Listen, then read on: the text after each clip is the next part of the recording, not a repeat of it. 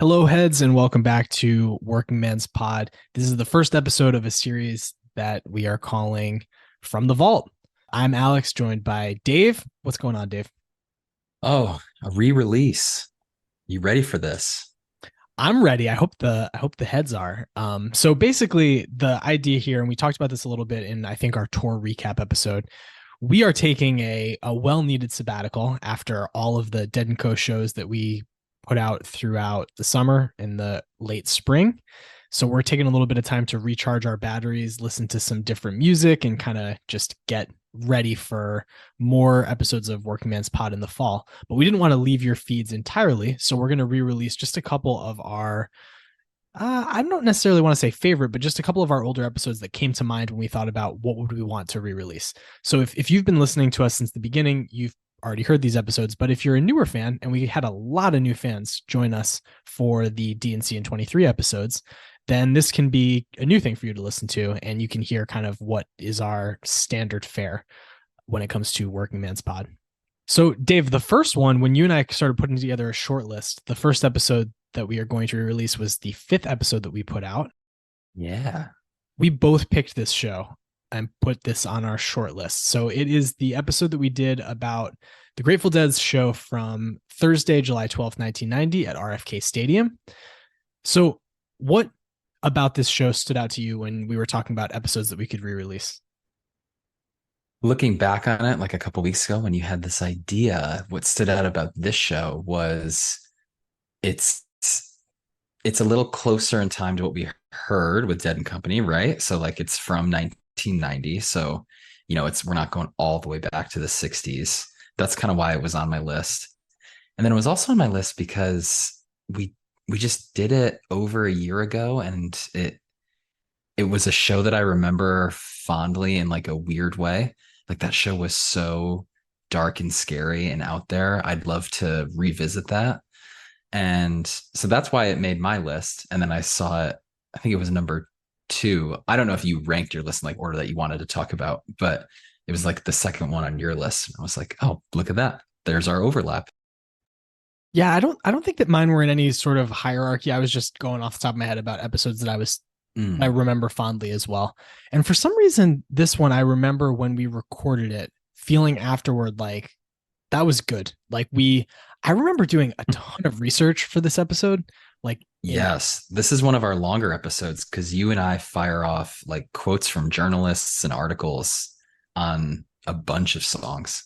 Yeah. And I remember in the lead up, there was just like kind of perfect timing that Bob Braylove was on Tales from the Golden Road. And I like listened to that entire interview and took notes. And so we talked a little bit about his role in the band and kind of the rise of MIDI, especially in this era. So I remember feeling pretty good about everything that we talked about. And I felt like we had a lot to offer in this episode as far as things that would be interesting for us to talk about and for people to listen to.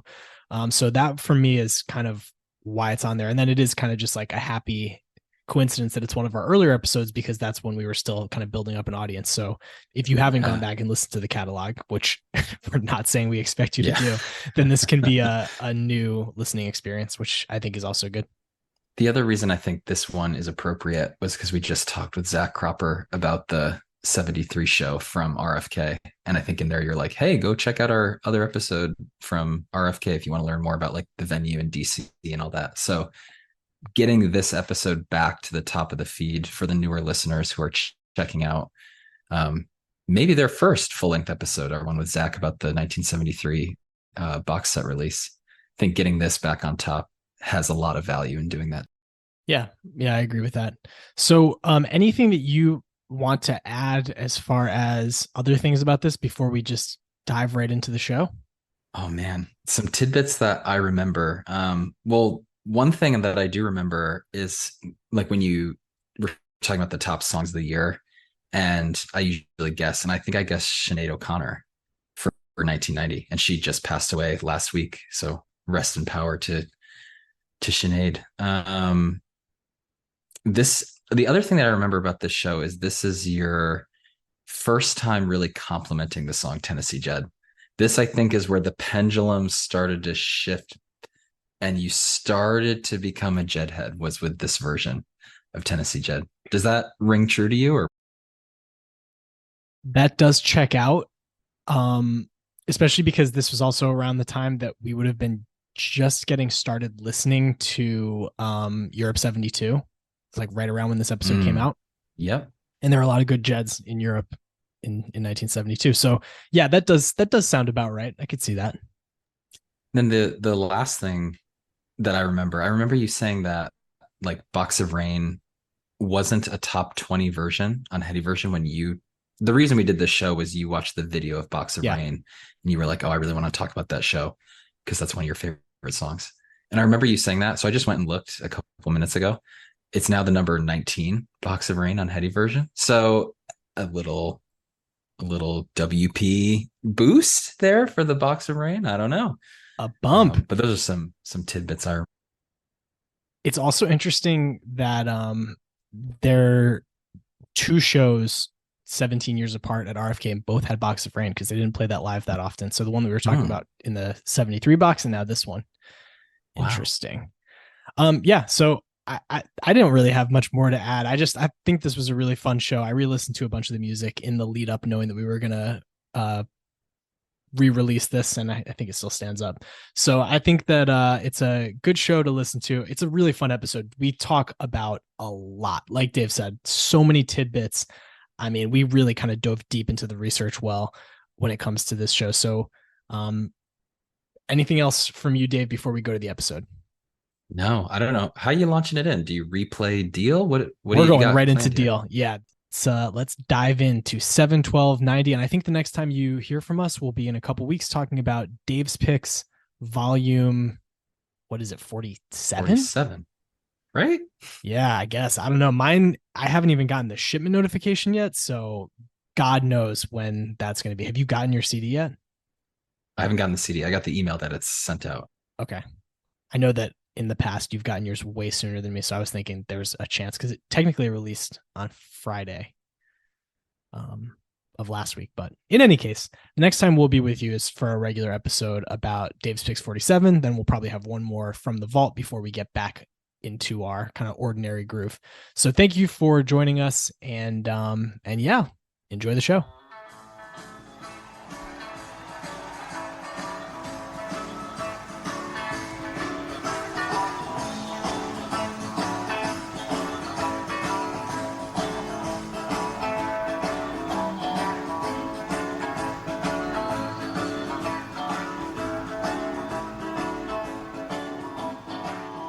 Dave, here we are. My favorite time of the week, Here we are. Working Man's Pod.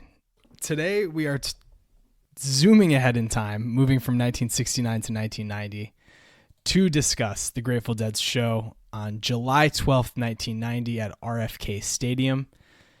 Just a brief 21 years after the last show that we discussed, and a completely different band.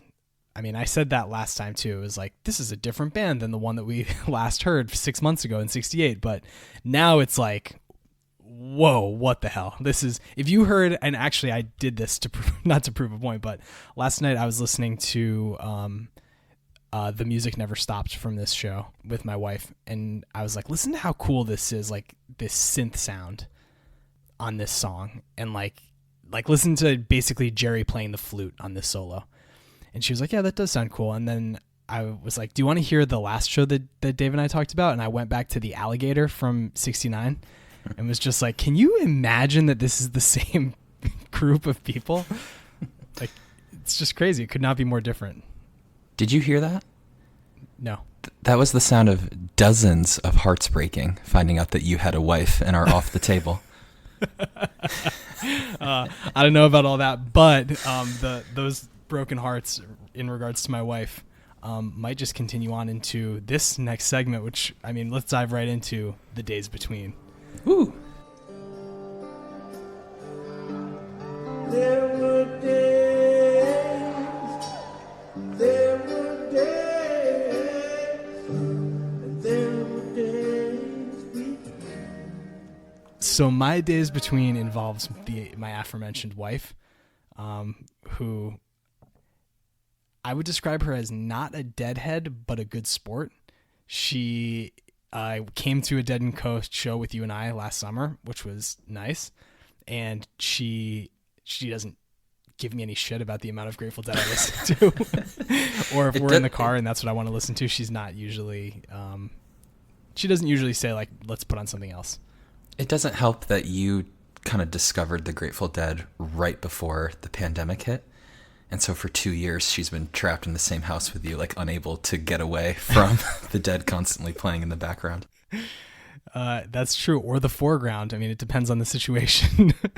But so anyway, she and I went to, we were at a play a few weeks ago. And when we were in the like parking deck getting out, there was a song that she had wanted to play. And when we were like just arriving, she was like, oh, I want you to hear this song.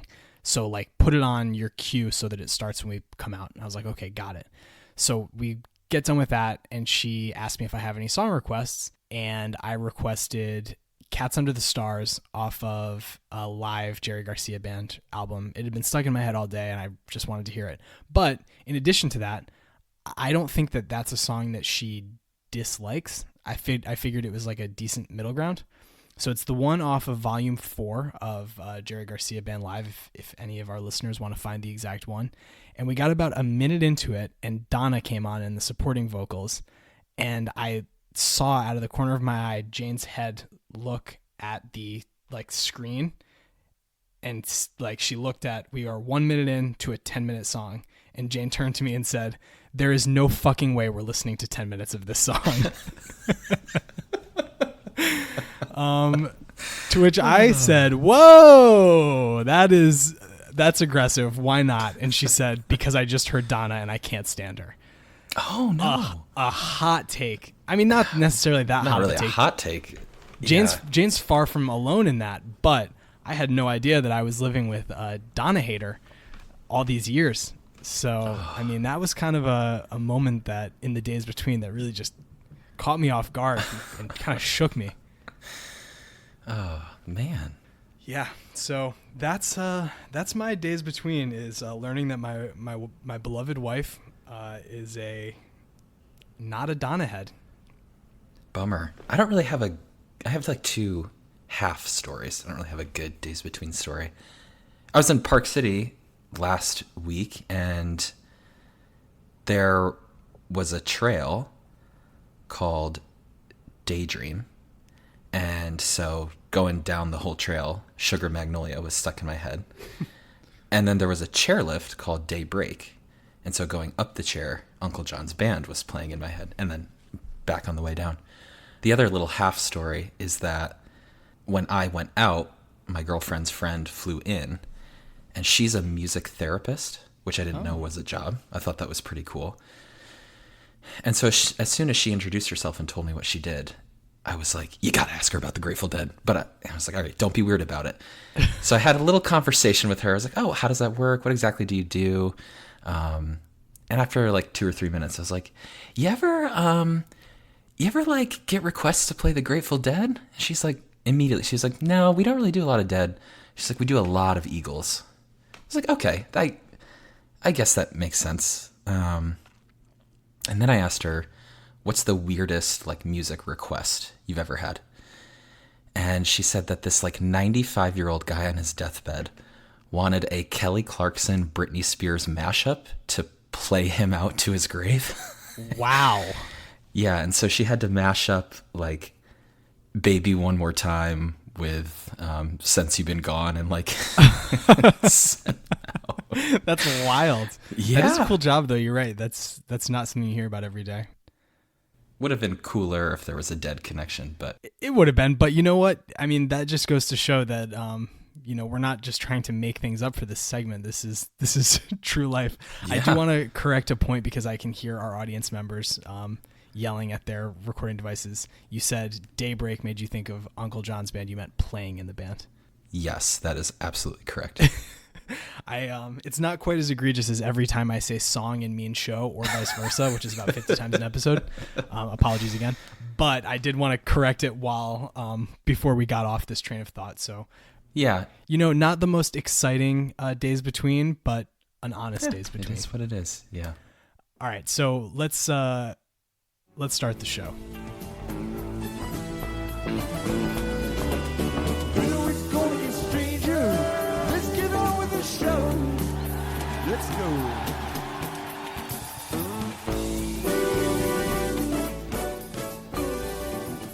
Thursday, July 12th, 1990 at RFK Stadium is the show that we are talking about today. So if you didn't listen to the last episode, the way that we got onto this episode as the one to discuss next, we wanted to do a Brent era show, and I happened to see the video of the Box of Rain from this show, which is a favorite song of mine that doesn't, it's a unique Grateful Dead song in that it's a favorite of mine that I don't really get too excited about when I hear it live.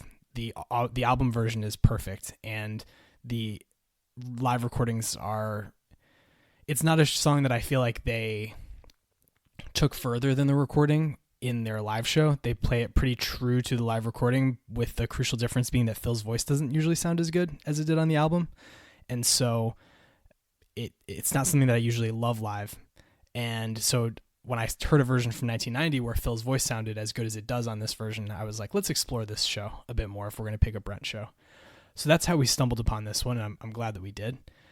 This show, again, RFK Stadium in Washington, D.C., July 12th, heart of the summer in D.C. The show started at 5 p.m., opened by Edie Brickell and New Bohemians. They were a few years removed from their big hit, which is What I Am. Edie and New Bohemians opened for the Dead a few times around this time period.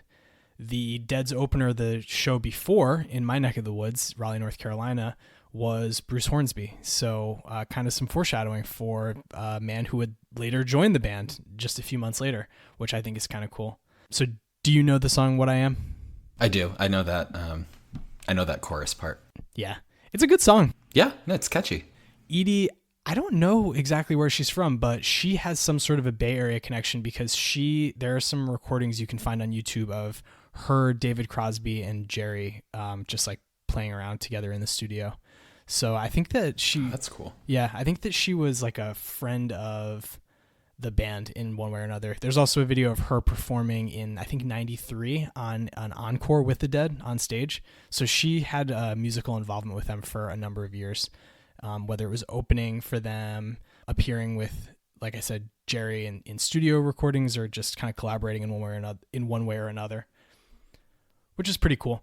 The show started at 5 with Edie Brickell and the New Bohemians, and then the Dead allegedly hit the stage around 6:30 or 7, as best I can tell. The band at this time included Brent Midland. This is the first show that we have discussed that involves Brent, and tragically, this show was just 2 weeks to the day before his untimely death at 37 years old. Another important member of the band at this time was Bob Brailove, who was helping as a third musician on drums and space and providing sound engineering really throughout the show.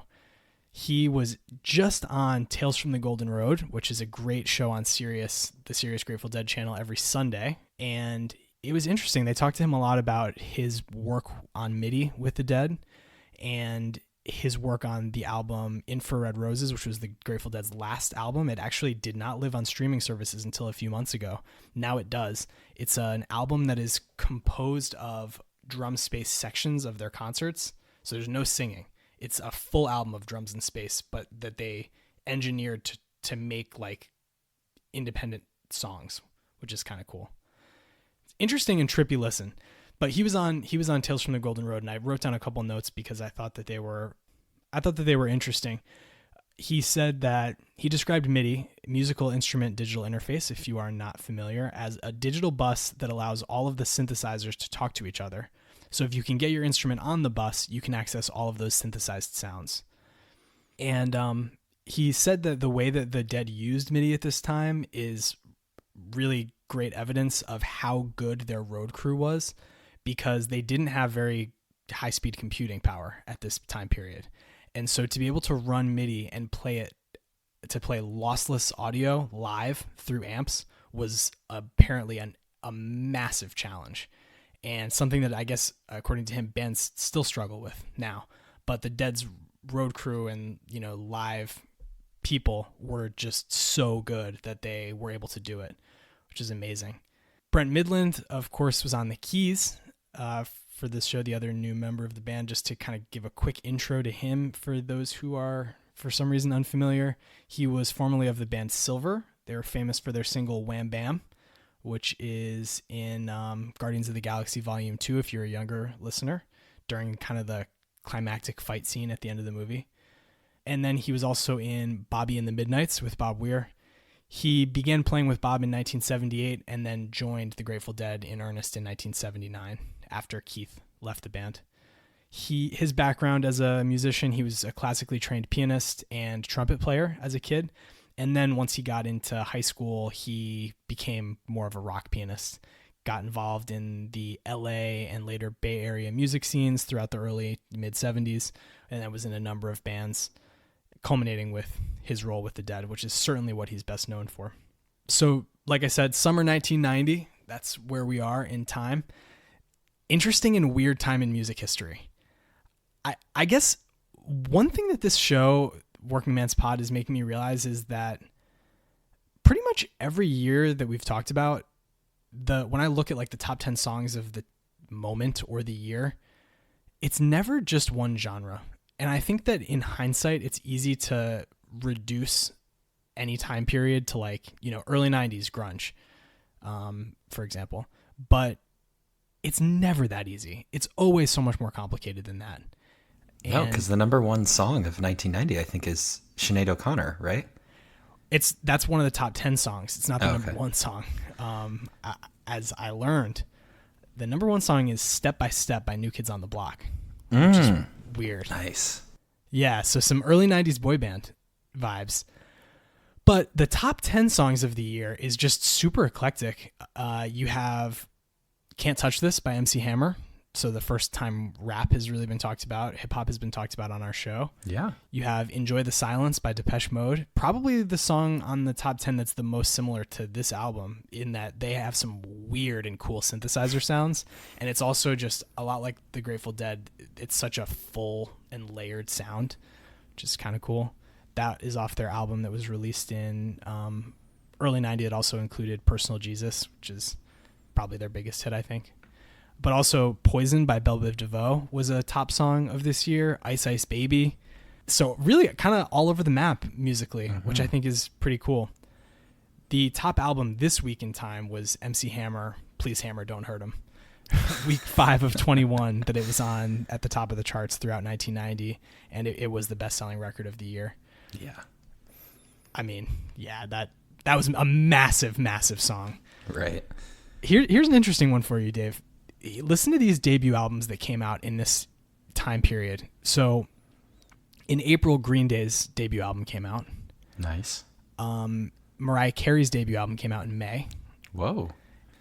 And then the other interesting debut album that I thought was of note is Uncle Tupelo, which is the predecessor of Wilco, Jeff Tweedy's band before he was Wilco.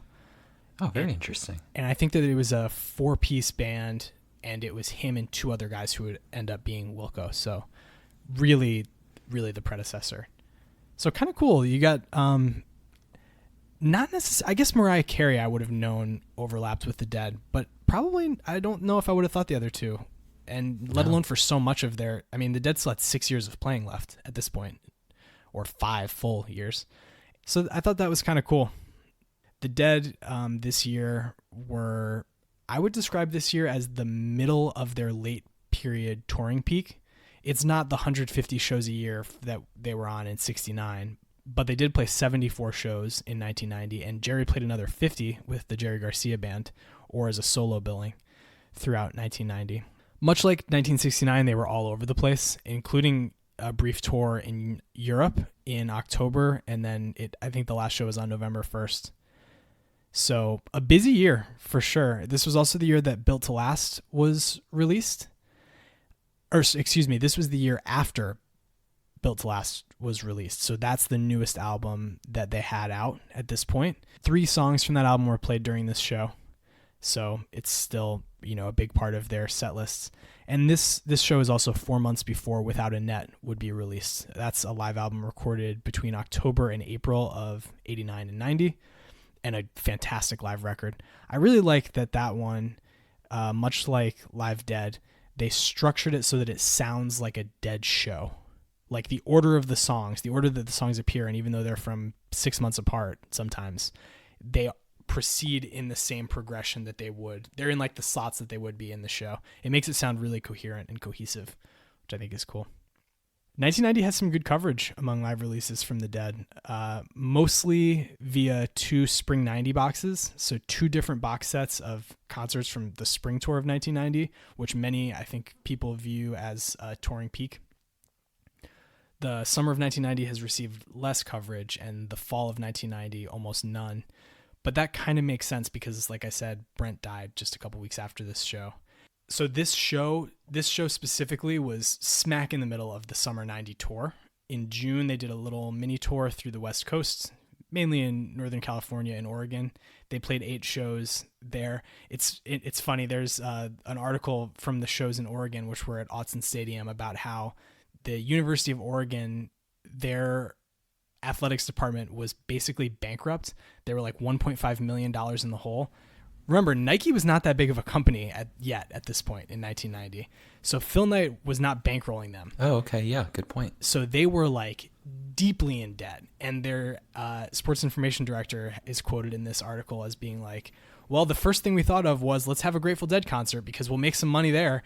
And so the athletics department made like $500,000 over 2 nights or something like that. Just hosting the Dead, Whoa. Which is crazy. So, yeah, I mean, they were a massive, massive touring act at this point in time. I've got some numbers to support that in just a sec, but yeah, so they did that mini tour of the West Coast in June, and then July 4th kicked off their big East Coast or national tour, if you will. It began in Bonner Springs, Kansas, then to Louisville, Pittsburgh, Raleigh, DC for this show, and then up to Foxborough, Massachusetts for a show at Foxborough where the Patriots play, and then to Buffalo, New York, a show at Rich Stadium for 67,000 people. Massive show. Then 2 nights in Indy, those were just released last year as Dave's Picks Volume 40, and then 3 nights in Chicago, which would be the 3 final nights of the Brent Midland era. They're not playing in bowling alleys and fundraiser centers anymore. They're selling out stadiums. Yeah, seriously. And some of these shows, I mean, they were grossing like more than $1 million in a night, which is crazy. Yeah. So RFK Stadium actually is one of those concerts.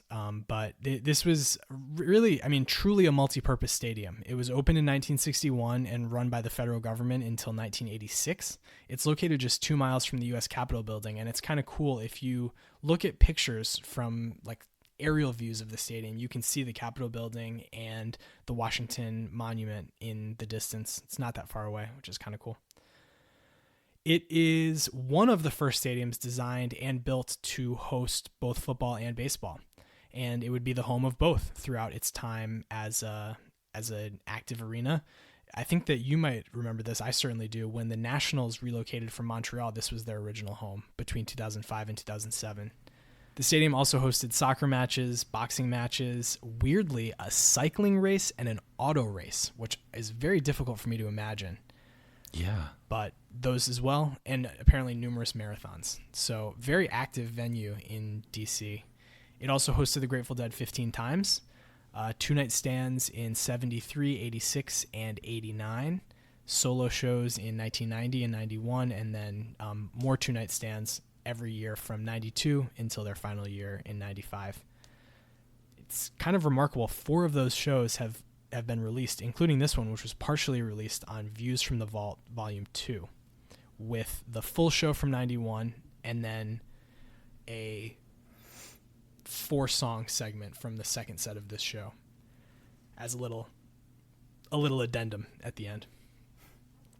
Other concerts of note, I think you might have been at one of these. I could be wrong, but the Beatles in 1966, Pink Floyd twice, and then on July 4th, 2015, the Foo Fighters played their 20th anniversary show at the stadium.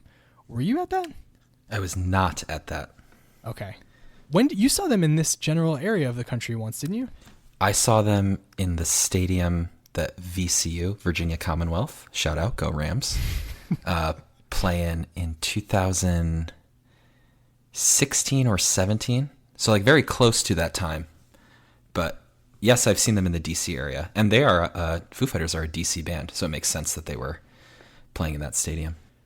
This venue holds 56,000 people.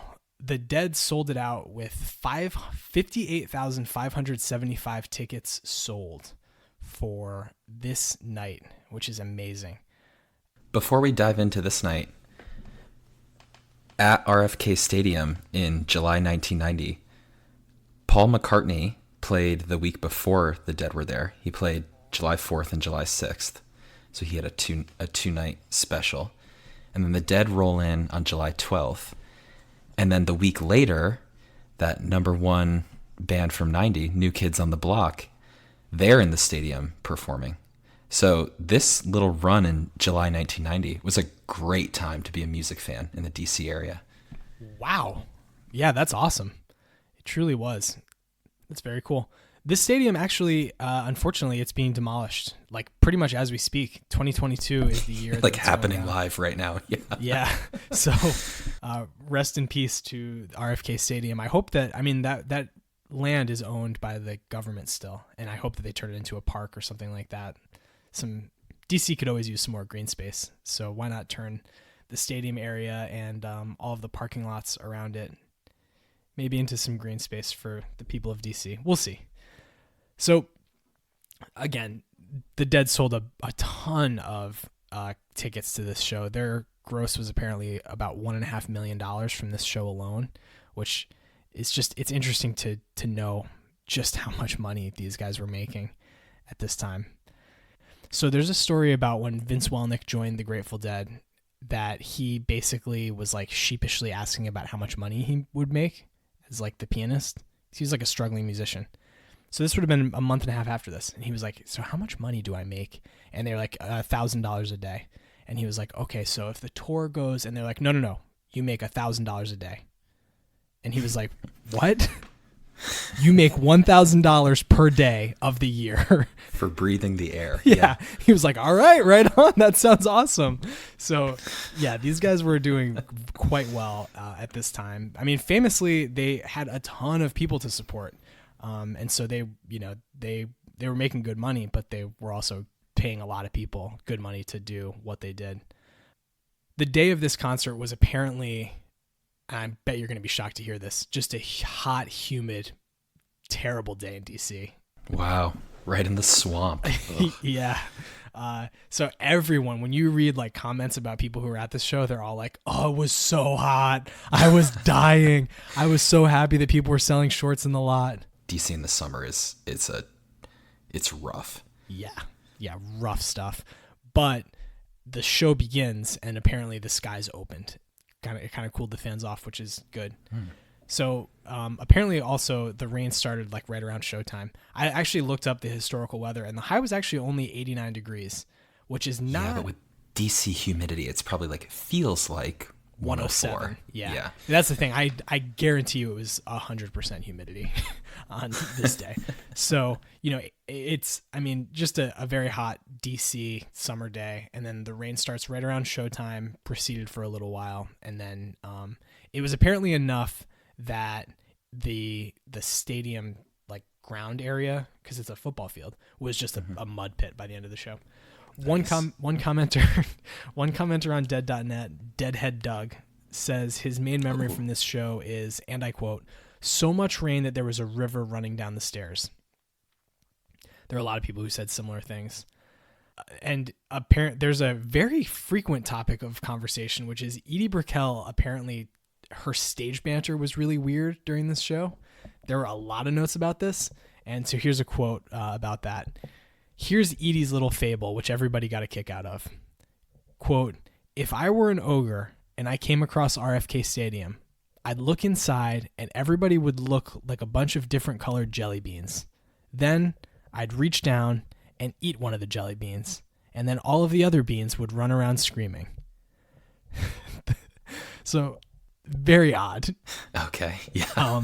This commenter then says, this show was the most psychedelic scene that I would ever see. And the weirdness that began with Edie grew throughout the night until it exploded like the thunderheads above and leapt like chain lightning from person to person throughout the stadium. Yeah, when we start talking about set 2, that's about right. I agree. And this person saying it was the most psychedelic scene that they would ever see, that's another topic of conversation on the forums, is like, for every 4 comments, there's someone who's like, this was the greatest asset I've ever had at this show. So the people were in their bag, as they say, for this concert in 1990. So as I said, the set 2 pre-drum space portion of this concert was released as part of View from the Vault 2. You can find that on YouTube, but View from the Vault 2, posted by the Grateful Dead channel, does not include this portion of the DVD release. It's only the 1991 show. The 1991 show is interesting. I watched the whole thing while I was preparing for this episode, and it's completely different. You know, it has Vince and Bruce Hornsby both playing with the band. And the band sounds completely different without Brent. They've got less MIDI going on, and the sound is just different. Having 2 people on the keys obviously makes a big impact. They did play a couple of the same songs. They had the same ending segment to set 1 in 91 as they did in 1990. But the real things that stood out to me, it's a little bit unintuitive moving from 91 to 90. In 1991, Jerry sounds and looks better, I think, than he did at this show in 1990. Now, part of that might be that the camera is way better on the 91 show. Everything looks so much clearer. But everyone on the stage just in 91 seems to be in better spirits, honestly. It's kind of odd. I couldn't remember from Bill Kreutzmann's book, throughout the early 90s, he was kind of in and out of sobriety. He had some personal tragedy that kind of sent him off that track for different periods. But he seems like really clear and with it in the 91 show. And the drumming is better, I think, especially in the 91 show, but it's, I don't know, they just seem to be happier on the stage in the 91 show, which I thought was kind of interesting. Jerry also goes from having like not really long hair in 1990 to like very long flowing locks in 91, which was kind of crazy to me. And Bob had a long ponytail in 1990 that's gone in 91. So he was, finding his aesthetic. In 1990, he's wearing a shirt that says Tamalpais Chiefs, which is his flag football team that he played for. And there's a great documentary that you can find on YouTube called The Faithful that the 49ers video team made, and it's all about different notable 49ers fans. And Bob is apparently a huge 49ers fan. Yeah, he posted a picture of the NFC Championship game recently on Twitter. Yeah, but he's a 49ers guy. Yeah. So there's a whole part about how he was like super competitive in this flag football league. He played quarterback and was like very demanding of his team, and they were very competitive. But it's kind of funny to see him wearing that shirt for his flag football team on stage at this concert. All right, so I think we've set the stage about as well as we can. Shall we dive into the set list? Let's go. Let's let the good times roll. Ooh.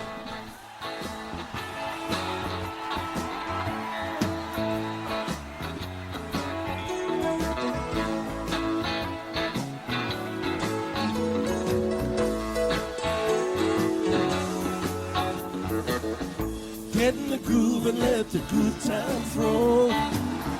We're gonna stay here till we soothe our soul, if it takes all night long. That is where the concert begins, with Let the Good Times Roll. The first time we've talked about this show, Dave. The first time we've talked about a lot of these shows. God damn it. It's an Uncle John's band playing in the band situation. Yeah. The first time we've talked about a lot of these songs. That's the word I was looking for. So yes, the first time we've talked about a lot of these songs. Let the Good Times Roll is how they open the show. This song was played 47 times by the Grateful Dead.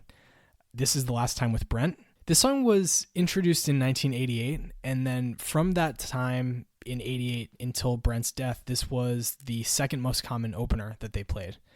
And it was one of the most common openers of 1990 as a year as well. I like this song. Do you like this song? I really like this song as a show opener. What I like about it is that everyone gets involved. Like everybody gets a turn to sing. It's a good community jam. And I've always thought that this song opening a show is a good axiom, a good parable for like the Dead fandom as a whole. Like it's a community coming together to make good music and enjoy good music, and it's good vibes. I mean, literally, it's let the good times roll. It's good vibes throughout. So I've always thought this is This is like the most appropriate show opener, I guess, in like the objective view of the Grateful Dead, post 88. Yeah, beautifully said. I agree. I think that that's a really good way of looking at it too. It's also kind of cool the way that they bookended this show with this song, like you said, a turn-taking song, and then they end it with the same thing, a song where everyone gets to take a turn. This, we both like this song, but I do think that this is a good, not great version. Jerry sounds only okay, which is a harbinger of things to come. Bob is getting wild with what he's doing on this song. And I mean, I'm sometimes like here for Bob just hamming it up.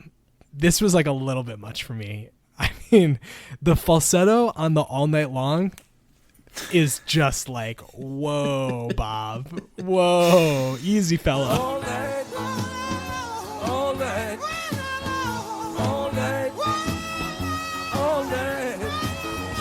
Yeah, the second half of this song, it's a little bumpy. Yeah, Bob is one of the reasons why. Absolutely.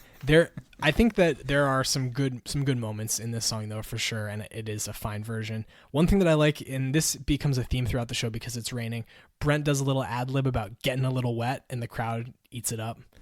Yeah, I heard that, and I was gonna guess it rained, and then apparently it poured. Yeah, so that's I think that's a nice touch. From this show opener, they go into yet another show opener, Feels Like a Stranger, which was played 207 times total, 97 of which as a show opener. Okay, so they start this show with Let the Good Times Roll, Feels Like a Stranger, and then Bertha. And to me, it feels like they open the show 3 different times because all 3 of those songs are openers. And I found that to be a bit of an odd set list. But then I looked into it, and Feels Like a Stranger was most commonly played as a show opener. Like I said, almost half the time it was played, it was. But the second most common sequence was Let the Good Times Roll into Feels Like a Stranger. So I guess they did this quite often, but, as it Feels Like a Stranger feels like a show opener because, we have it in our show. Let's get on with the show. Like, Yeah. it's a perfect line for the first song of the show. I thought that this was a good version of Feels Like a Stranger. It's in the top 25 of the 200 on Eddie version, so the fans like it quite a bit. What do you think about it? I really liked it. I thought this was a great, like, there's a bumpy start, but then the band gets like right into it. Bob sounds great. Jerry sounds great. Phil sounds excellent. The keys are electronic, echoey, but also like warm and upbeat. So this had, I think, everybody firing on all cylinders. And this was a really good Feels Like a Stranger. I feel like a stranger. Feel like a stranger. I feel like a stranger. Feel like a stranger. Feel like a stranger. Just like. Feel like a stranger. Just like a stranger. Just like a stranger.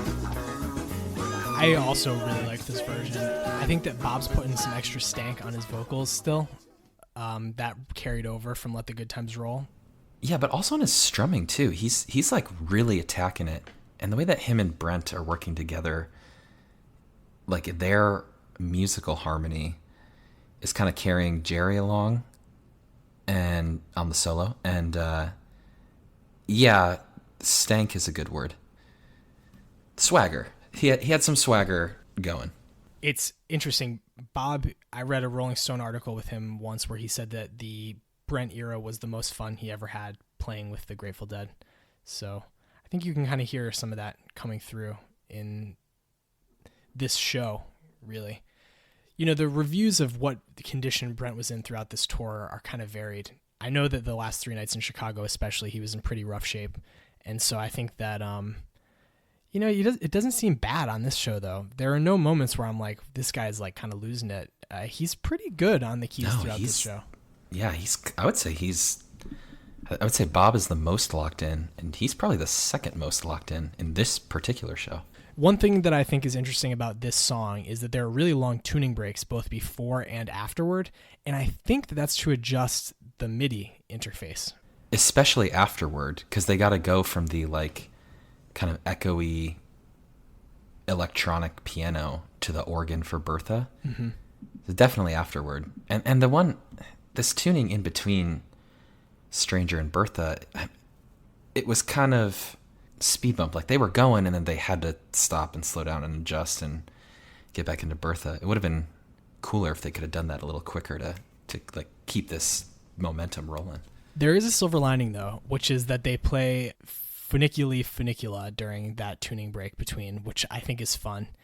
And it allows me to tell you this fantastic story that I read in a very small, not well distributed Grateful Dead book. So this book is called Cornell 77.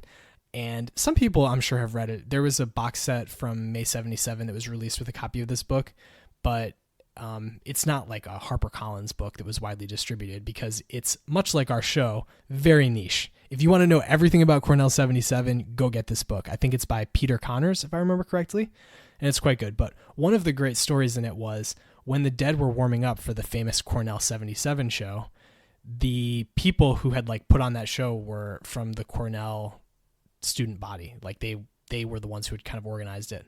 And so they're getting like, they're on stage doing their sound check or whatever. And there's just a bunch of students kind of hanging out in there.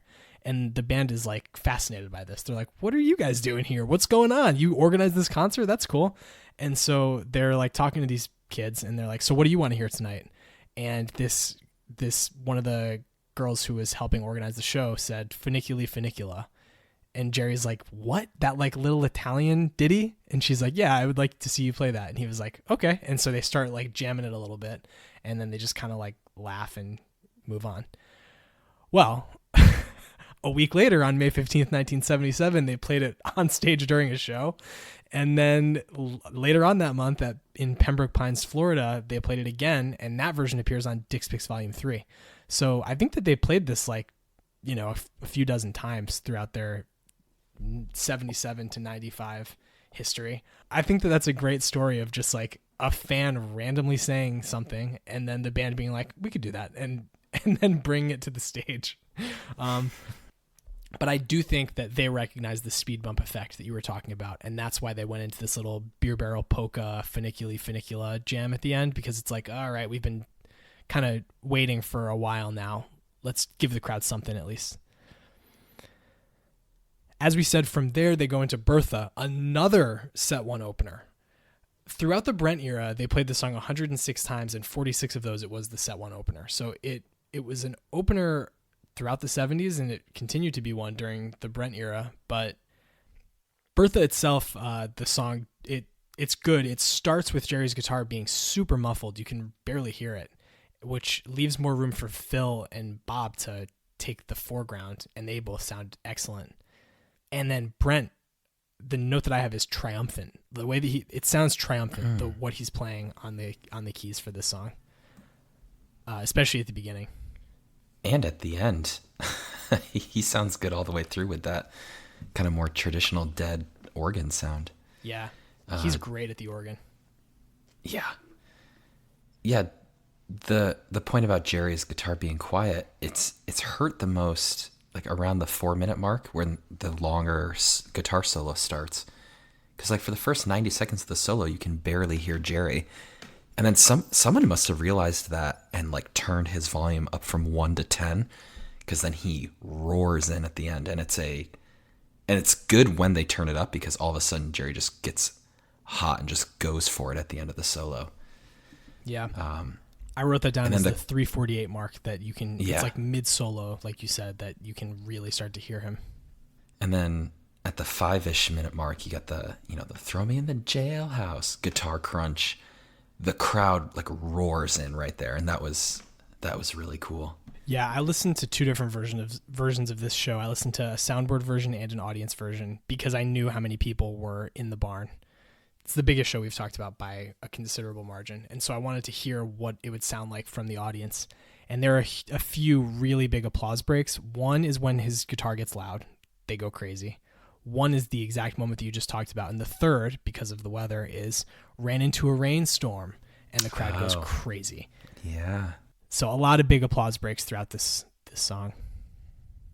Can I just say real quick, I know he doesn't sound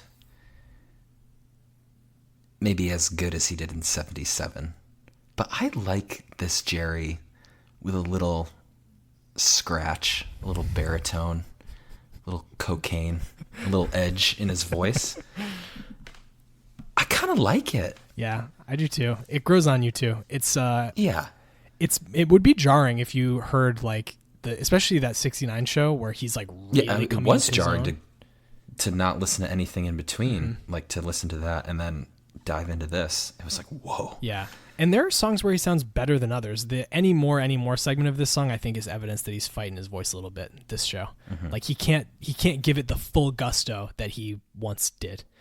But at this point, he's been working with this voice for a number of years now. He knows kind of where he can push it and where he has to kind of ease up a little bit to get the most out of his voice. And, you know, there are nights where it sounds better than others, but I don't think this was a night where his voice sounds like terrible. And I agree with you there. No. It's once you kind of get used to it and you accept it for what it is at this time, that it's not the 70s or 60s version of his voice, it does sound good. It's almost like endearing.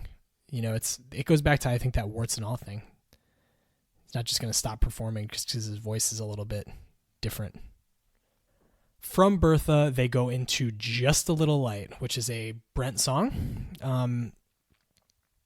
This is not my preferred Brent Midland song. It's one of his songs from Built to Last, and it's really a synth and MIDI showcase, this entire song. It was only played 21 times live. This was the second to last of those 21.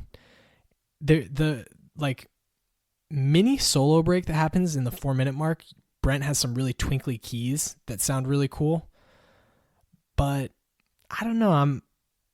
I think this is a fine song. It's just I'm not crazy about it. What do you think? Yeah, his gritty, gutty vocals were an interesting and melancholy pivot from like the happy, upbeat Bertha. So like they really took a left turn. But I thought the way that Phil on the bass and Brent on the keys were like working together kind of throughout this song, I thought it was really, really well done. It was just strange because it didn't involve either Bob or Jerry, or like the two, you know, the main guys. So it was different. It was strange, but I kind of liked it. It also kind of felt appropriate for the era. Like this felt like a song that came out in, you know, 87, 88, when you just like listen to the lyrics and the tone, like that kind of more melancholy classic rock. It felt right here in a 1990 show. To give me just a little sweetness.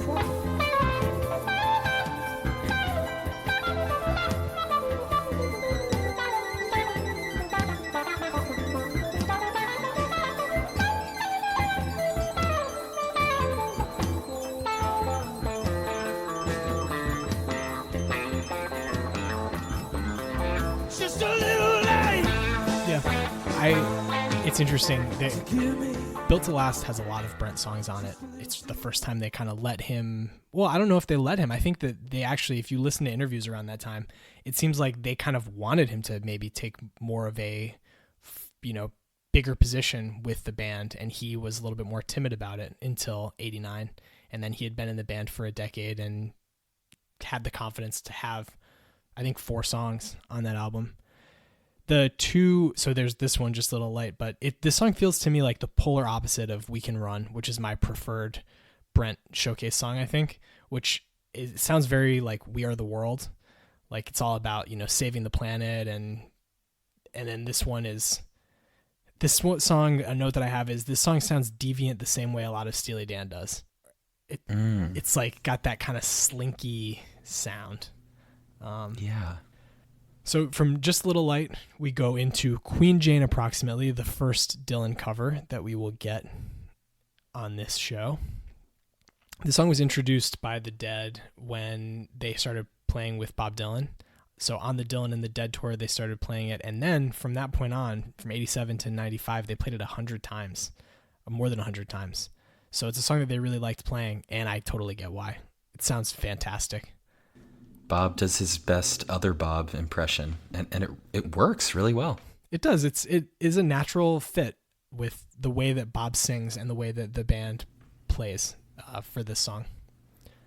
I really, really like the synth keys that Brent interspersed. That Brent interspersed. Oh, I guess I did say that right. That's just a weird word. Yeah. Throughout this song, it's very minimalist the way that he uses it. He's kind of going back and forth, I think, between two keyboards, but it sounds really beautiful, and it adds, I think, a lot to the texture of the song.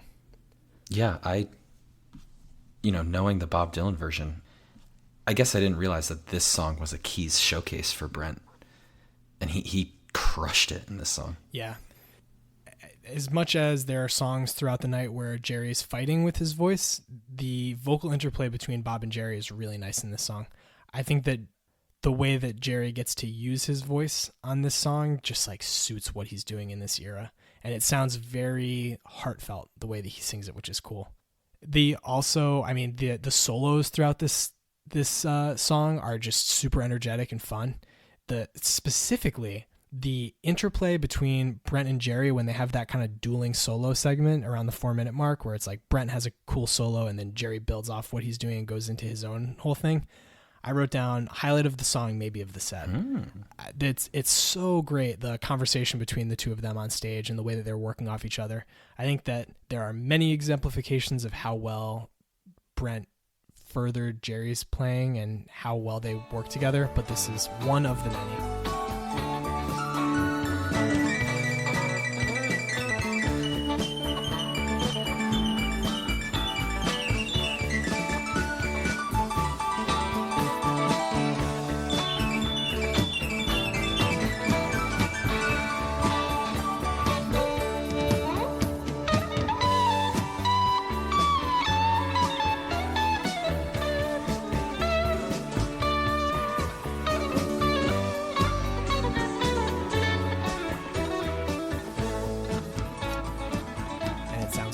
Phil also sounds fantastic on this song, just kind of trotting along on his bass, and it sounds really good what he's doing too.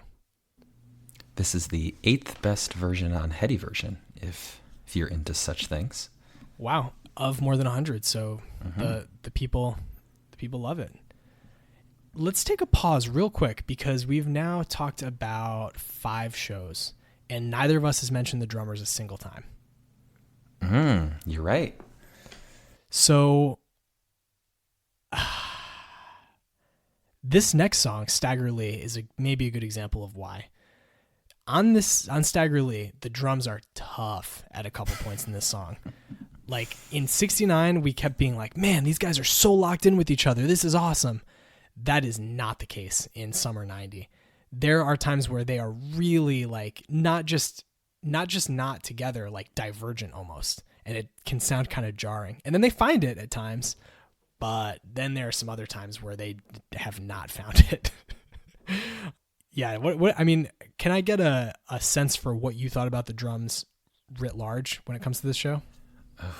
Writ large, I mean, even a little tease here, even with our first formal drum space in the show, I don't know that I really noticed them at all. I mean, they were okay. Yeah. I think that's probably pretty accurate. Tough. I mean, I don't think that this is like a particularly an era that's known for great drumming by the Dead. So I guess maybe we shouldn't have been surprised. I also wonder maybe the mix is just different because it's definitely noticeable, the soundboard, even from the soundboard from 1990, it's not as crisp as the Betty boards. You can't hear everyone as clearly as you can from those beautiful Betty boards that we've gotten to listen to in the past. And maybe it's a little bit harder for us to pick up on some of the cool things that they were doing. But yeah, I don't think this was a great show for the drummers in particular.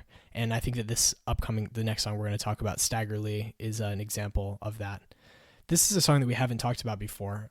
It was off Shakedown Street, but this is just a true American folklore classic.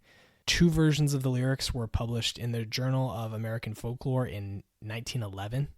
And I mean, a ton of early musicians played a version of this song. Ma Rainey with Louis Armstrong on the cornet, Mississippi John Hurt, Duke Ellington, Fats Domino, Lloyd Price, and then a lot of modern artists have recorded their versions of this story of Stagger Lee and Billy Lyons or Billy Delisle or, whatever they call him. The Clash on London Calling have a song called Wrong'em that makes Stagger Lee the hero of the song.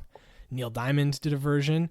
As you foretold when you and I were talking about this just the other day, Bob Dylan has a version on his 1993 studio album.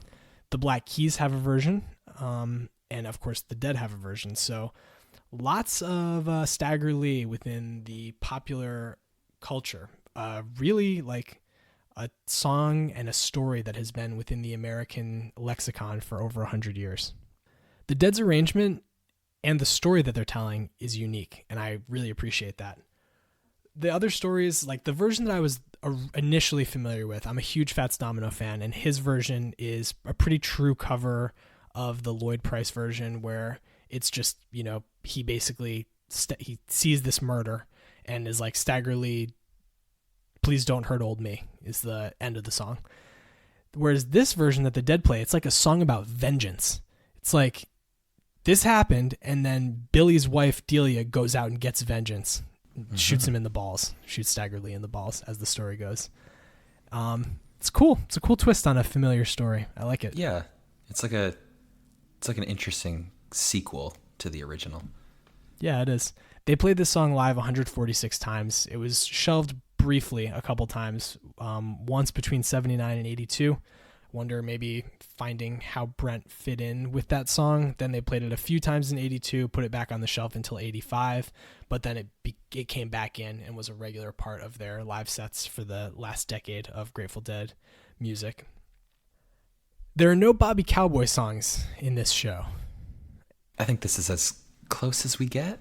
Yeah, and it's not even a Bob song. And so right. I think that he uses this song to do his like best cowboy twang on the guitar.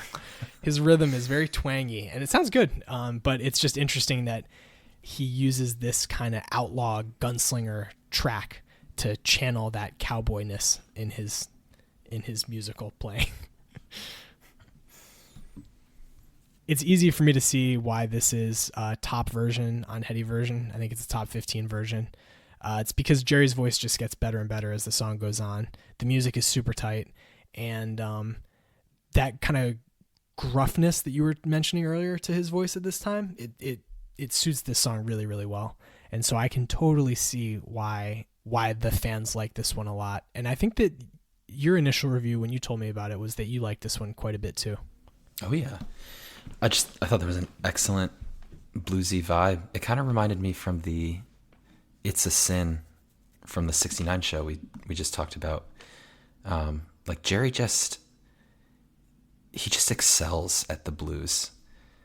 He just really had a good grasp on both, how to hit it on guitar and then how to attack it vocally.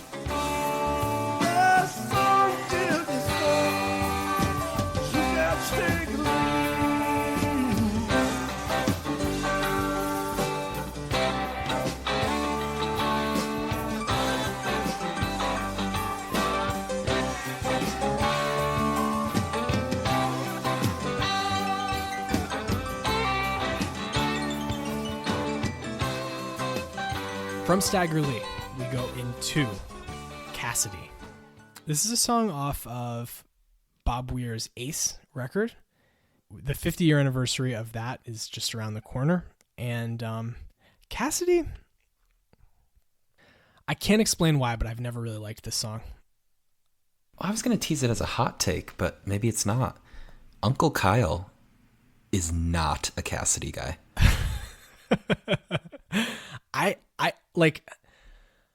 I don't know why I'm not. I don't know why I don't like this song, but I really never have. And I just don't know why. I feel kind of bad that I don't like it. I think it's a nice song. It's just not really my thing. This version, though, I mean, I think it's an interesting version. The drummers sound better during especially the first minute of this song than they have for almost all of set one. And then there's a nice mid-song solo. It's not like, hair raising, but it's good. And then around the 3:20 mark, they turn into a dark tone. They like go on a real dark turn with this song, which is kind of cool. And it makes the end, which is more flowery, feel like extra jubilant now that you've gone through this darker turn, which is again a harbinger of things to come later in this show. So I thought it was an interesting version, but the other thing I will say about this song, I tolerate Donna era Cassidy's way better than I do Brent era Cassidy's. I think that their vocal harmonization, Donna and Bob, is much better suited to this song, in my opinion, than Brent and Bobby. What are your thoughts on Cassidy? Do you have anything? The guitar interplay here, it's kind of a tease into the next song too, but like Bob is crushing it on the rhythm and kind of pulling everyone else along, and then Jerry's keeping up with the solos like you talked about. I just thought the two guitarists doing this were really good. Nice. The next song is Tennessee Jed. I think we've talked in the past about how this is not my favorite Dead song. I'm no Jed head. However, here are my notes. This is the entirety of my notes on Tennessee Jed. Longest song of set one, ... Also among the strongest, ? And then the next note, the second and final note is, totally get the charm of this song as a barroom sing-along. I mean, for some reason, I think part of what bothers me a little bit about this song is that, like, I've never been to Tennessee. Nothing against Tennessee. I'd like to go, but I don't have any like love or admiration for Tennessee because I've never been there. And I also feel like a lot of other people who have never been to Tennessee sing this song as though, they're singing Old Rocky Top or whatever, because they are like a Tennessee born and bred person. And it just rings false to me, I guess, in that way. The other thing, I mean, I'll just be honest. The other thing that I don't like about this is Kellyanne Conway said that this is her favorite Dead song, and I find her to be a very distasteful person. And so I think that in my head, I also dislike it more knowing that she really likes it. Is it fair? Maybe not. Is it reality? Yeah, yes. It is. But putting her aside for just a sec, the interplay of what Bob and Jerry are doing, like the first 30 seconds, where, Jerry's doing the classic Tennessee lick, but then what Bob's doing on the rhythm, they're like, the amalgamation of what they're both doing is pushing the song a little more than like a normal Jed. And we talked a little before about how Jerry's voice wasn't so great at the beginning of the show. This is his vocal highlight of the show. He is crushing it in Tennessee Jed. I don't disagree. Yeah. I listened to this version quite a few times in the days between because I did think it was quite good. It's not a particularly beloved version on Heady Version. Most of the top ones are from like 77 and 78. But this might be a slept on version, honestly. I mean, because again, I'm not a Jed head, and I liked this version enough that I listened to it a few different times. And the audience is in the audience recording is eating this up. They love it. The other thing that stood out to me about this song was the energy, like the energy on stage and the energy in the crowd. Like, for example, when they do the play all day, rock all night part, like the crowd roar, it just felt good. It felt like, this is an old timey classic Dead song, and the crowd is like there for it. I mean, they are as pumped as we are to be hearing some Jed. What you're saying about the crowd's reaction to this song, I completely agree. And I think that might be why I was more charmed by this song than I normally am. The other thing is, one of my favorite things about this kind of like late period Dead is Jerry gives back the energy that the crowd gives him a lot. When it's maybe he always did, and it's just more noticeable when his voice is a little bit rougher, but like he'll like really get up when the crowd goes crazy. So a perfect example is the exact part that you just talked about. The Sleep All Day, Rock All Night. The crowd goes crazy, and then his next line, I think, is the Lord come and get you if you don't walk right. He like really lays it on thick for that line, and it's cool. I like the way it sounds. Another example, one of my favorite shows from Hartford, from my home state, is in '87, one of their first shows back after Jerry's coma. There's they do a China Rider, and the I Wish I Was a Headlight on a Northbound Train. He like belts it out, and the crowd goes ballistic. And then the next time he goes like even louder. And so like stuff like that, like those moments, I mean, inject him right into my veins. I love it. It's like, it's so cool to, you were saying this during Let the Good Times Roll about like kind of the, alchemy between the band and the fans and everyone involved being a part of this music. I love moments like that where you can really feel the crowd impacting the band. Mm-hmm. And I think that your analysis is perfect. I think that really does kind of push this song ahead. That's the second to last song of set one. The very last is Music Never Stopped. This is a chalk set one closer. 158 of the 200 times they played it, it ended set one. But amazingly, it is only the fifth most common set closer of 1990, the number one being Promised Land. This song, it's a perfect transition from what you were just saying. The first time I heard this song was from the soundboard, and my first note on my thing is not for me. Give me late 70s versions all day, but Brent era, I'm just not as crazy about it. The second time I listened to the audience version, and I had forgotten that I wrote that note, and I made a note in my phone to write that this was my favorite song of set one. Oh, whoa, okay. Complete change of pace. Because the audience is loving this song. It's like on the audience version, you can hear the crowd singing the ooh, ooh, along with the band. And in much the same way you were just talking about Jed, hearing the crowd like singing along, how kind of with like a good old Grateful Dead song, the same goes for this song. Like if you were just like a touchhead who only knew Touch of Grey and you were coming to this show just to like party and hope that you hear Touch of Grey, there would be no reason for you to know that part of Music Never Stopped, I don't think. And yet they are on it. And that was really cool. But I think that the other thing is I got too caught up in the singing because this is another song where I like the Donna era better. Mm-hmm. Yeah, same. But don't even worry about that. The music, the way that they are playing this song is so great. And the solo in the middle is phenomenal. The way that Jerry dips in and out of MIDI at like the 3:15 mark, I was talking about this earlier in this episode, he like has the beginning of a guitar solo, switches into MIDI mode, and has like a beautiful flute solo for about 45 seconds, and then goes back to guitar and finishes it with like his regular guitar tone. And it's just wild to me. Like the level of musical brilliance that one has to be able to go into like flute mode and have a long solo with a completely non-guitar sound and then go right back into electric guitar and finish it up. It just blows me away. And so I actually really, really liked this song despite my first response to it being negative.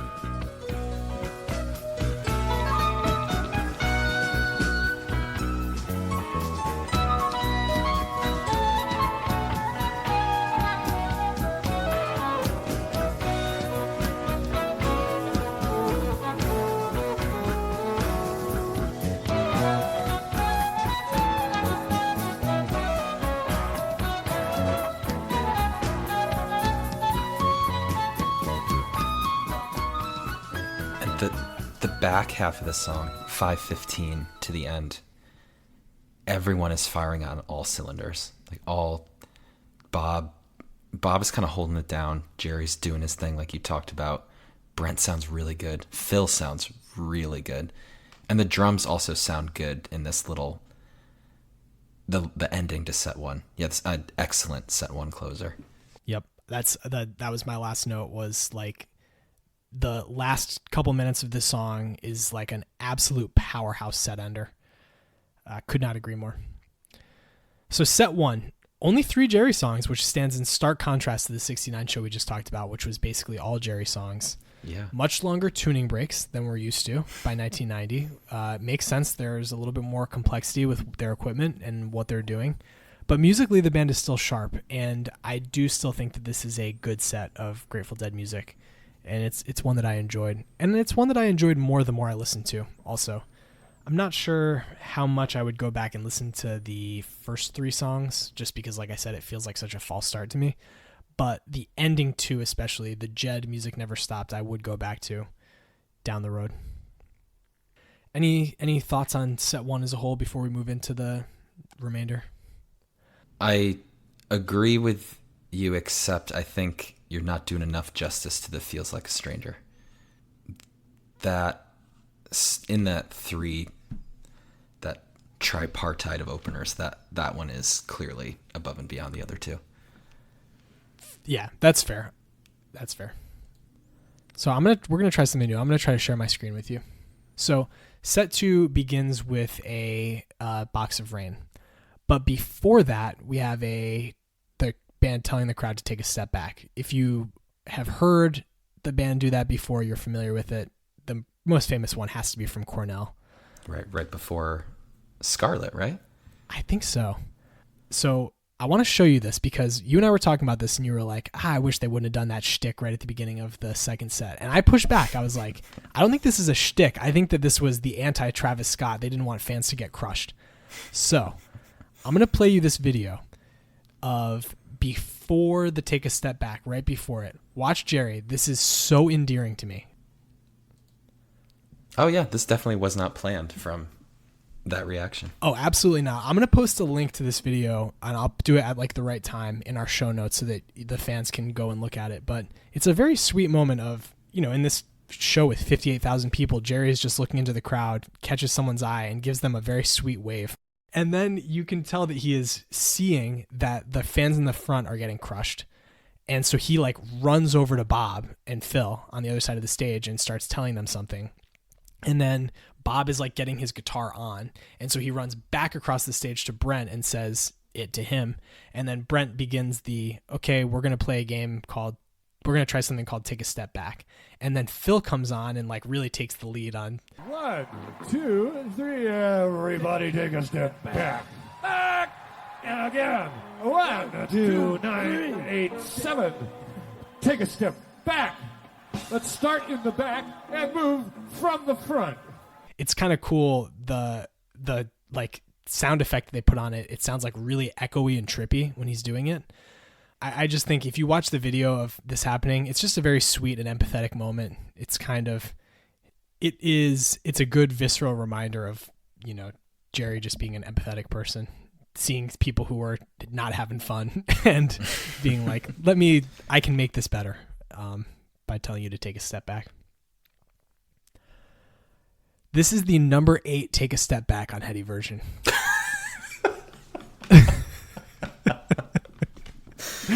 So shout out to Heady version for tracking such a thing.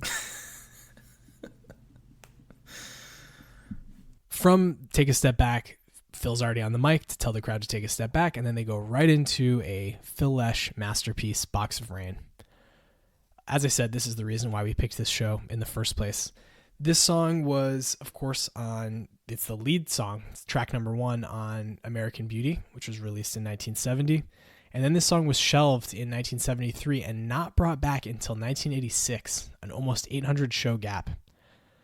After that point, though, they played it another 113 times before the Dead stopped playing, including the very last song the Grateful Dead ever played in 1995 was Box of Rain.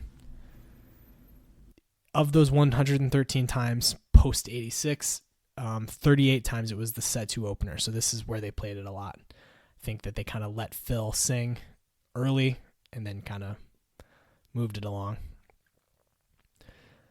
As I said, love this version. I think this is my favorite version outside of American Beauty. The fans do not agree. It is not a top 20 version on Heady version. It's not, acclaimed. But I really love it. I think his voice sounds really good, and I think that the band sounds good.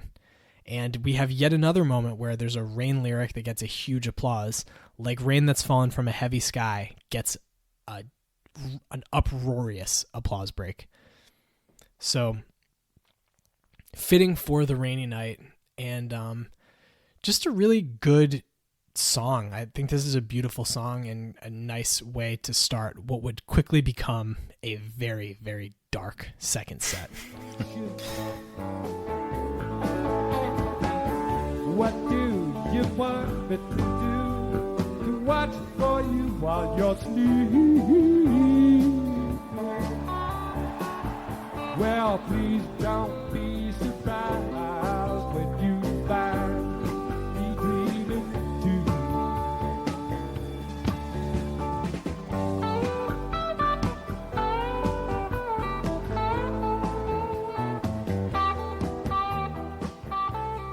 Yeah, it's a beautiful song. It reminds me of Morning Dew. Like it's like pleasant but also deeply sad and moving. Like beautifully melancholy is how I would describe this song. Yeah, I could see that. I mean, it was written while Phil's dad was dying.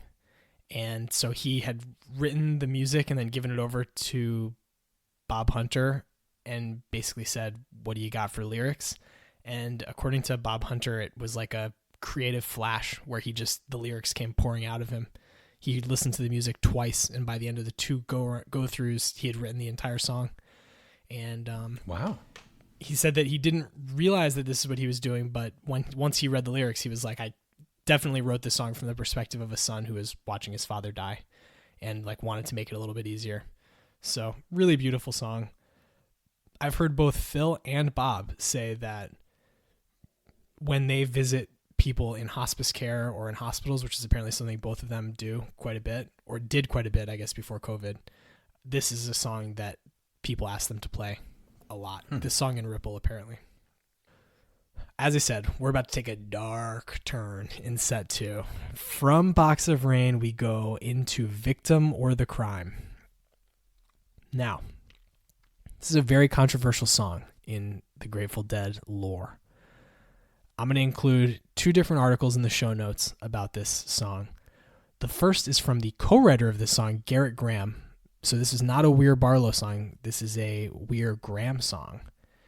And Garrett Graham describes the song as filled with, quote, sheer, giddy direness. I think that that's true of many Grateful Dead songs. You were just talking about Morning Dew.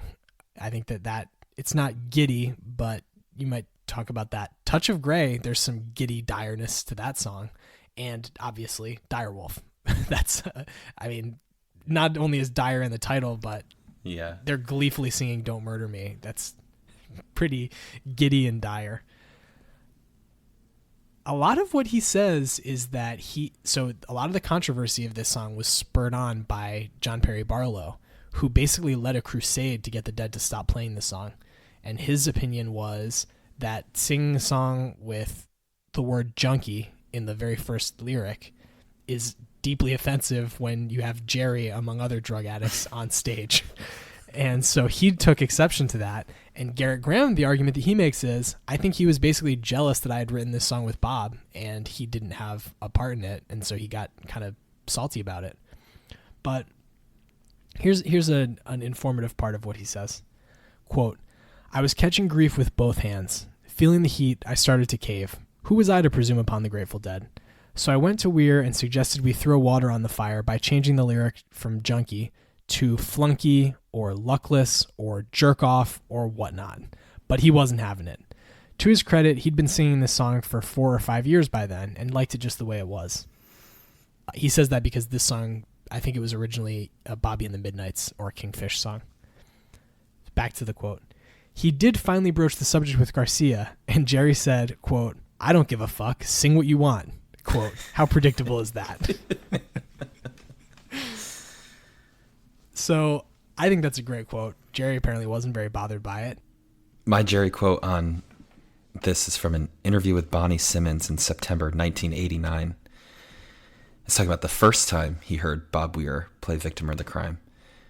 He says, I think the first time Weir showed it to me was when we were playing with Joan Baez at an AIDS thing in the city. It's fascinating because it defies any effort to play freely through it. You have to know it. It's that simple. It has changes in it, and they're very strict, and they have lots of real dissonant moments. So the angularity of it was fascinating to me. The tonality was, because it's one of those things where you really have to stretch to figure out something appropriate to play to add to the tonal mood of the tune. So I think Jerry liked it based on those two quotes. He liked getting weird with it. Definitely. I mean, neither Jerry Garcia nor anyone in the Grateful Dead was generally scared off by a weird song. They were all for it. And if you don't think so, listen to the drums in space from this concert. And that's proof positive that they were down with the weirdness.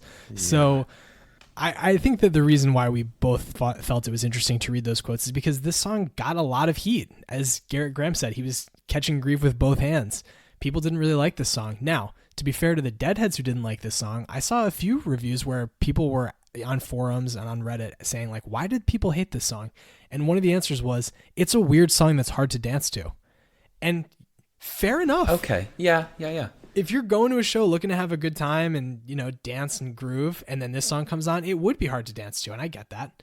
Also, you know, who knows what personal struggles people are going with. And maybe they don't want to get confronted with the word junkie in a song at a concert. And that's valid too.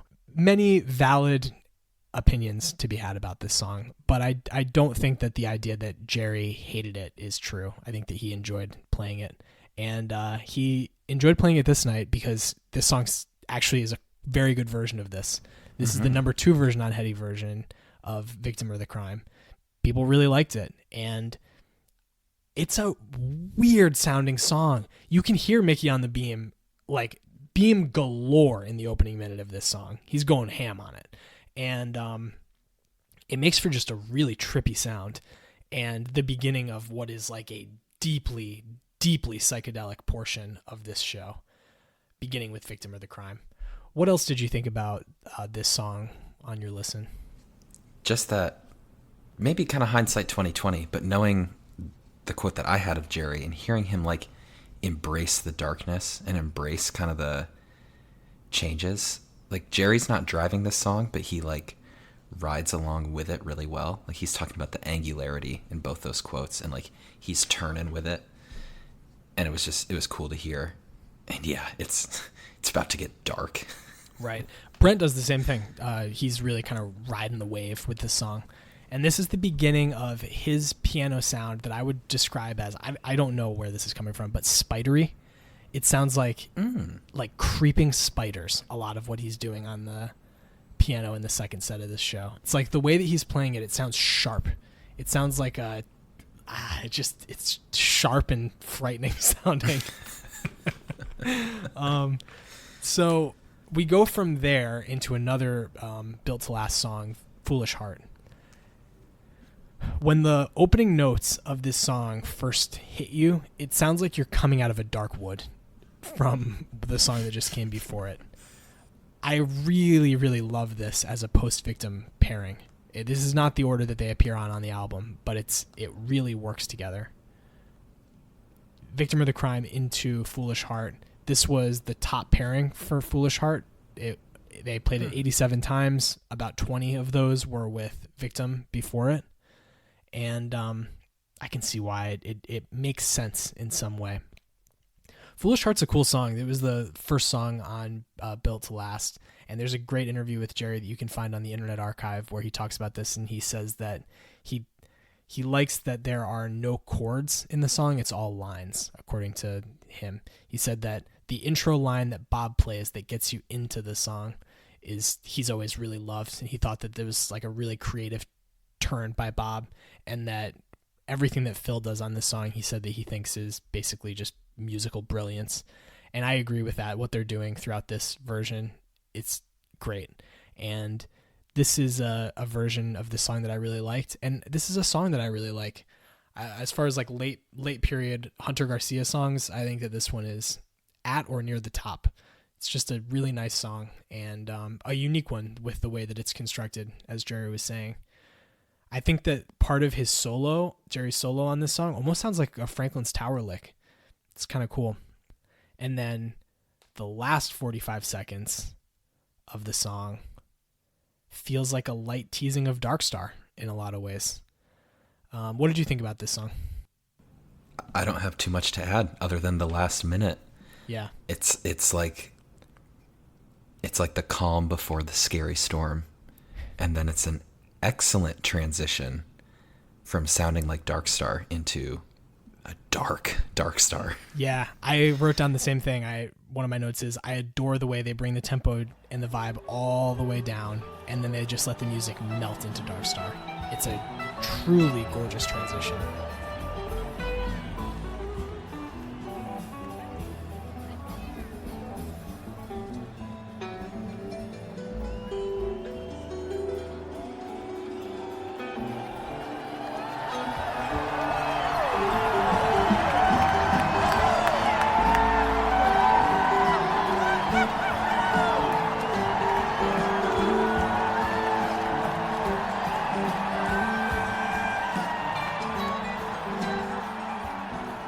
In a show where there are many huge applause moments, this is the biggest.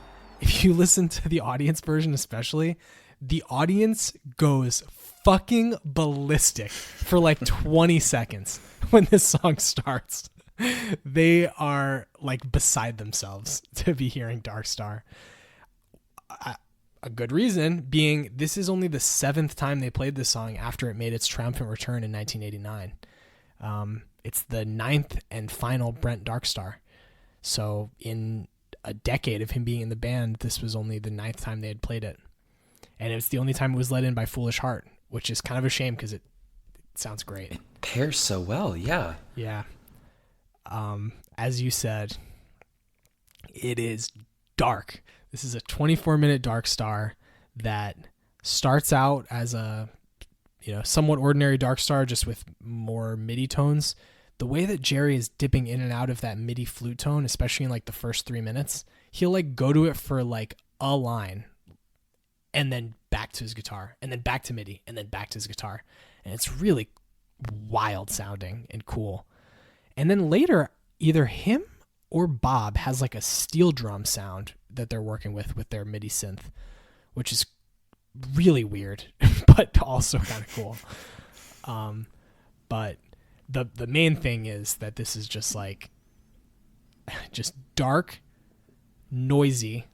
And I don't mean like loud, I mean like noise. Like there's like a lot of noise going on in this song. And there's a part in the middle of this song that gets about as dark and scary as you'll hear a Dark Star get. Brent's keys, my note is, sound like creepy crawly spiders. That's the only way I can think to describe it. It's spooky. I mean, this is like a horror movie soundtrack from the 12-minute mark to the end of the song. So the last half. Like it's put in the dark in Dark Star, which isn't really bad. Like it's not bad. But if you were on acid in this show, you are like losing. Oh no. Yeah. Yeah. I was thinking about all those people who were like, this is the best acid I ever had in the comments when this part of the show comes on. And it's like, it would feel like this band is actively tormenting you. And especially because you can see the video of this show or this part of the show rather, on YouTube. And the visuals that they were playing on the screens are wild. They are just crazy. And so I don't even know how they did this stuff with the visuals that they had on the screens, but it's out there. And so if you were in the audience, whew, yeah, it's crazy. This is I know that like a big thing with the late period Dark Stars is how does Jerry's voice sound, and people having an issue with his voice not sounding great. And it doesn't sound great for this song. It's not the high point of his singing on this show, but I would say if I were going to recommend this song, I would say like, don't let that ruin an otherwise interesting version of a Deadhead favorite. There is a section in the middle that sounds to me like free associative jazz. It's just noise and weirdness and like not even notes sometimes, just like sounds. Yeah. And it's real deep, but then they work their way out of it into the second verse, which is cool. And yeah, overall, I think this is a fine version of Dark Star. I enjoyed listening to it and listened to it many times in many different contexts so that I could kind of get a good sense for what they were doing. And my overall thought is that it's quite enjoyable. From here, we go into Drums in Space. This is our first Drum Space on Working Man's Pod. You and I have a little differing opinions about Drums in Space in person. I think it's extremely captivating in person. And I think drums is worth the price of admission in person. Drums is so cool to see. Yeah. Space, meh. Yeah, so that's what I'm saying. I'm a fan. I like it. I think it's cool to see them just go into the musical wilderness and see what they come out with. It's interesting. This drum space is more space heavy than drums. The drums part, I think it's about 7 or 8 minutes long, something like that. It's like in that range. It's a 26-minute drum space. It's kind of hard to delineate when drums ends and space begins, though, because the drummers leave the stage at some point, but then Braylove continues on with a drum machine and just other electronic sounds for a few minutes before the rest of the band comes back on. And so there's like a weird electronic sound for like a good 2 minutes of this when it's like bridging the gap between drums and space, which is cool. It's interesting to get his musical sensibility and his musical style added into the drum space segment. Because this is our first formal drums space, I got a quote from a newspaper article, and I don't know when this article is from, but it was posted as a picture by the great Twitter follow, Fate Music JG. Give him a follow on Twitter. It'll brighten your day. And the quote comes in with, "The drums in space segment of free-form percussion and electric noodling are reviled even by some fans." Quote, "That's something we do for fun," Garcia says. "We're going to keep on doing it to have a part of the show absolutely unstructured and not attached to anything. If people don't like it, so what? There are times I hate it too. There are times when it goes nowhere. But I don't care. That's not the point. The point is that it doesn't have a point." End quote. And that, I mean, that's drums in space in a paragraph nutshell. That's phenomenal. There are times I hate it too. Oh, that's great. I'm not saying I don't understand why people would not like it as much. The other thing is drum space doesn't perform as well in your headphones when you're walking around as it does when you're in the show. Yeah. In that, mind meld state with all the fans around you where you're all feeling the same thing and you are watching these musicians make this sound live. It means something different in that context, and it feels different. The emotion of it is different when you're physically there and it's visceral compared to hearing it on the tape. I will say though, when I listen to Grateful Dead shows, I don't usually skip drums in any songs, but I also don't usually skip drums in space, with the exception of sometimes I will fast forward until there's like 2 minutes left in space if I've like had enough of it, basically. Because again, it doesn't hold up necessarily as well on the re-listen. You can't really, like, for example, when I listen to Dead and Company shows, if I hadn't been there, I would never know that O'Teal is on the stage playing as like a third drummer with them. No, but when you watch that, it's so cool. It is, and it's great. And the stuff that they're doing with drums in space now in 2022 is really wild. Mm-hmm. That's actually something that was kind of interesting to me about this drum space is this even is more evolved than some of the early 80s drum spaces that I've heard, where with the incorporation of electronic sound.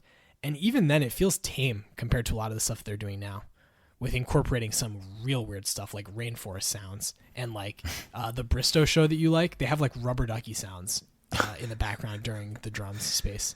So they've like continued to evolve that in the years since the Grateful Dead, which I think is really cool and admirable. They know a lot of people don't like it, and they still, like Jerry said, sometimes we hate it too, but the point is that there is no point. They're going to do it anyway, right? So yeah, drum space, taking a page from the Dark Star before it, gets creepy, spooky, and weird. dark as hell. Oh my god.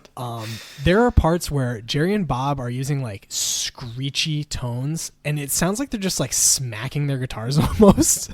Like not even like strumming it or picking. They're just like hitting their guitar. And it's really wild sounding and really scary. And again, if you were tripping at this show, it would feel like there was an adversarial relationship between what the band is doing and what they are trying to get out of your mental state with this song. At the very end, we get some really cool MIDI-fied sounds over Brent playing what I can only describe as a haunted house organ. Like the organ sounds that he's playing at the very end of this song, it could be playing in a haunted house. And I mean that in a good way. Next song coming out of Drums in Space. If there were people looking for an escape after Drums in Space, Sorry. not quite getting it. And I feel like the band knows that because they play All Along the Watchtower, a Bob Dylan cover, in which the very first line is, "There must be some kind of way out of here." They were probably reading a lot of fans' minds who were freaking out, wanting to get out of there. But there's no escape. You're in for the journey, and you just got to trust that the band is going to bring it back to a happier point and send you out on a good note later on. All Along the Watchtower, they go into it with a real long, spacey intro, which is fitting, coming out of this dense 50-minute Dark Star drum space jam that could come before. You know, I feel like they played this version well. The big ding, the big knock I would have against it is the end is super abrupt. I don't think that it stands up to the following week's version that was on Dave's Picks 40. I think is better than this one to me. But yeah, I wouldn't say that this is a heady version. I'd say it's a fine version. It was kind of nice that Shredder Jerry from the 60s came back for a little bit. But yeah, I thought we were going to go into something kind of pleasant after that 50 minutes of sounds and uncomfortable feelings. And then All Along the Watchtower, I was like, okay, they'll come out of this hot. And they came out of it like still dark. And I was